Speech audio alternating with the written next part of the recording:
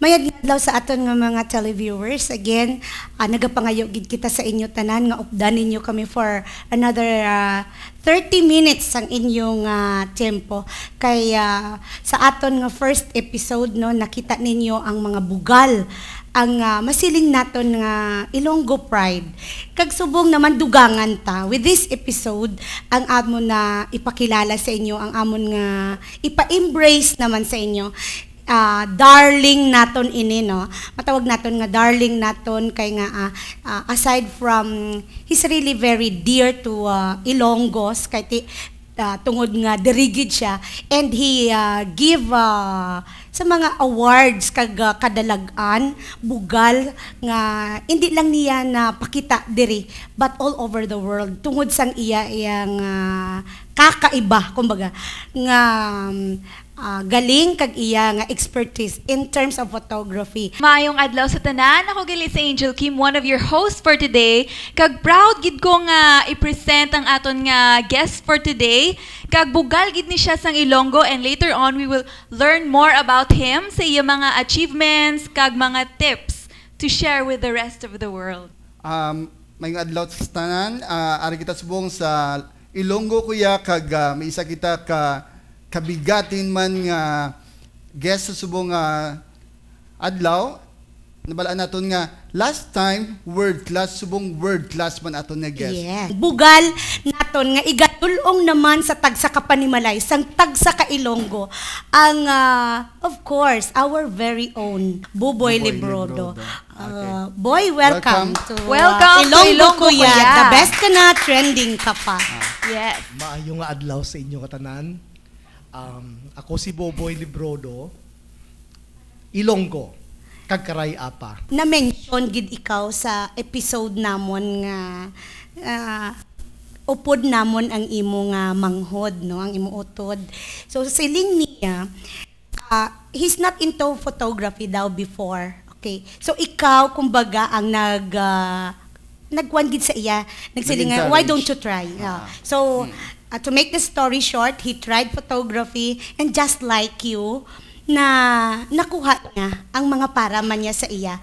Nga hindi lang naghatag gani isang dungog diri sa aton diri lang local abi no, but also internationally na acclaim ang iyang mga works no, ang iyang mga pictures. Kag sa na-mention niya taken also in Iloilo City ang duha ka pictures nga naghatag sa iya sang dungog. Sa imo iya boy nga pag-start kay ti ikaw gid iya gali sa family ang into photography. How does it start? So nadumduman ko, since elementary I always like to sing. I always like mag-perform. Okay. Kag tapos ang ako notebook buta ginaya drawing. Siguro drawing lang sang una. Kaya okay. manan mo hindi ba kita maka-afford sang camera at that time. Yeah. So, ang root siguro sang art sa ako niya was since I am small. Since I was still a small child. Kaya ara gid na iya nga nagabalik-balik bala. Yeah. Hasta nga mag-high school akong notebook gihapon is more than half of the notebook are drawings pa gihapon. So ang first gid nga na-draw mo, could you still recall abi kung ano na siyang first nga na madumduman mo nga una mo gid nga gin-draw? Siguro, I cannot remember the first gid nga gin-draw ko. Kung bata, kita usually we draw pati sa mga dingding. Oh, yes. Sa mga salon. Like letters pa lang, hindi man drawing. Gid actually mga letters and all, no? Yes. So, as what you have said earlier, di ba, music-minded ka and you sing. Yeah. That's the first thing, di ba? Sa Just art, like you. sing. Just like you. I'm so partner. music-minded. Yeah. So, you write songs. Yes. When in fact, I think I was second place sa second Wow. Ilonggo Music Festival. Oh my God. My When was compositions, that? yes. Oh, long time ago. Long That was in time the ago. 1980s. Oh, Before I long, left long, for long Thailand. time What ago, language ha? ka nag, ano? Ilonggo gid. Ilonggo gid. Yes. Wow. I Could you remember- remember? Oo, The parang name- Yes. the title. Yes, I wrote 3 songs during that year when we have the second Ilonggo Music Festival.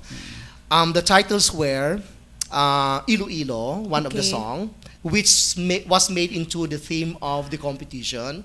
The second Wow. was Maila ang Kalipay, which is on the traditional category. Okay. It was Ilonggo, pero ang iyang tempo, if I can remember it right, was tango. And the other one was in pop category, which was titled Musika Musika. Sa imo family, sino ang who do you think ang Father or may dako inclination, yes, oo influence nga. or Sa bloodline nyo, sino ang artist? Is it on the father side or on the mother side? And as a teacher, I don't believe that influence really matters. Even if your father or your mother are practicing an art form, it doesn't mean that you will Okay. do. But I think the most important thing nga influence is environment. I think I was born in a time or in a place wherein people are artistic. So sa okay. Lambunaw at that time, madamo Lambunaw nun nga singer. Classical and nagadaog sila sa mga competition when they were students, something like that. I was Okay. influenced by those people.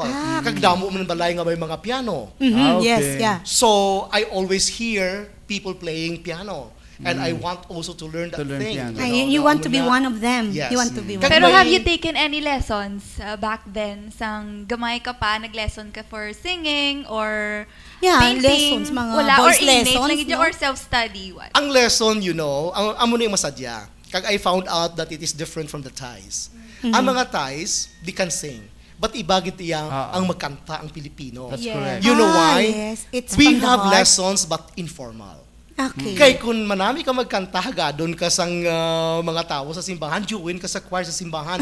That is a training. It's not a Okay. lesson, but it was a good training for us to learn how to sing properly. Have you experienced nga, let's say, very stiff ang competition, let's say, Filipino. Philippines versus parang Thailand. Thailand, How do you feel?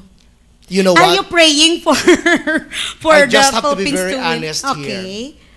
Because I have been to different competitions, right? Yeah. This is the feeling. When you join a competitions, either Asia Pacific or Yeah. Asia only or ASEAN, and a Filipino choirs join, they will always say, we'll never win over a Filipino choir. That is how they respect the choirs from the love that Philippines. word. Really. Yes. Yeah. And if the Talented madrigal na nga singers to. will be there, other people just, okay, we'll not fight to be a champion, we'll just work out to be the second place after the madrigal singers. That is the usual feeling. That is how proud I am being a Yeah. Filipino. So even if I bring a Thai choir, Okay. and the Filipino choirs is there, Yeah. of course we're hoping, Yeah. I'm also hoping that I'm going to get a prize. Okay. But I never hope beyond what I think would be the norm sa international competition that a Filipino choir will always win it. Have you experienced nga na-pressured ka? Of course, dapat i-pressure ka. Gidjayad siguro na iya from mga Thais magsilinga. No, we Kaya have ka to na. win. We really have to win. How do you handle How do you pressure handle if, pressure? you Sa mga are like pressure? that. You know what pressure is only when you On don't my know mind. the competition. Yes, when you don't know the competition. But then, ang ako nga choir nga daan sa Thailand, they are made of music teachers. So they are professionals. Okay. Right? And when you are a professional musician, yung hearing mo is already acute. Yeah. So, when we hear ourselves perform, and when they hear a Filipino choir perform, they themselves, they know. Yeah. They themselves, they know. So Yeah. they cannot You blame know, me that, Mr. yeah. Joe, you didn't train us well, that Okay. we haven't won a Okay. competition Okay. over a Filipino choir yet. No. What's the secret of the Filipino singers? Ibagid. Ibagid siya. Um, Is it the gift? No, people actually the cannot gift put or their- the emotion? The people, kundi I attend mga international, how do you call it, workshops sa choirs. So, most of the time the topic is what makes the Filipino choir different. That's correct. Wow. That is always the topic. That's always the topic, topic, yes. huh? Yeah, wow. So, they were saying vocal cords to produce the sound. We all have it, you know? So, it is, they found out, or maybe they just come up to a conclusion that it is the history, it is the how do you call, what happens in our lives in the Philippines that make us think differently. Okay. And it makes our emotion different from the other nationalities. Medyo malalim ang Filipino when it comes to Wow. emotion. Mhm. That's why Yes. kung makita mo Yes. ang aton nga makanta, ang mga kundimanta, may mga patay-patay, kung ako man ang mamatay, maganyan Oh, ganyan. yes. Mas kita Yes. gugma, gani, Yes. mas dalong. Yes. Dalong. Yes. Fatalistic to the point that the Filipino songs are fatalistic. Amuna ang madalom gid ang feelings ng Filipino magkanta. So ano man sila sang kanta nga pareho, pakantahon mo ang iban nga nationality, pakantahon mo ang Filipino, lain ang depth Okay. sang Filipino kung mag-express Yes, ang kanta. okay. Talking about this death, no? We could say nga, the depth of the emotion when a Filipino sing, di ba? Parang it's from a heart na ma-translate niya, kag ma-radiate niya sa nagapamati sa iya, no? Has it something to do, or was it one among the reasons is that kay tungod kay pigado kita nga country, compare mo abi sa iban? It is true. Because if you experience what you are singing, then you can sing it in real. Yeah. You know, Your realistic eyes, gid the ang movement imong of kwan, everything, no? Your Because hands. you experienced it. Okay. Kaya kung ay mo may experience na, no matter how much you can do and how much research you will do, hindi paghihapon magwa gid ang real ang real nga emotion. How do you compare that into photography? The same thing. The same The thing. same thing because ang imo nga experience will determine the viewpoint that you have Okay. as a photographer. So when you go out there and look for subjects to photograph, ang imong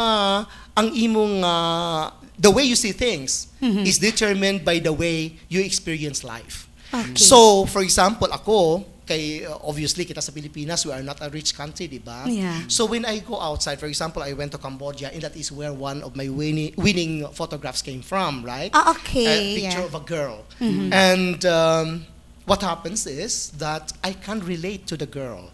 So I can look at the face, and I can look at how the way the light hits the face, that I can bring out the emotion of a Yeah. girl who is in a state of poverty. Yeah. Kaya amo man ang experience Pero you could ko. feel na you yourself mismo is na parang ikaw na ang bata nga Yes, na. exactly. You are one with the subject, and that is Okay. where the best photographs comes from. If you can identify yourself with a subject. Okay. Kasi kung hindi mo ma-identify ang imo kaugalingon sa subject, may kuha na daan, may pader sa tubangan Yes, mo. yes, yes. So you cannot bring out the best of that, the best possible of the subject.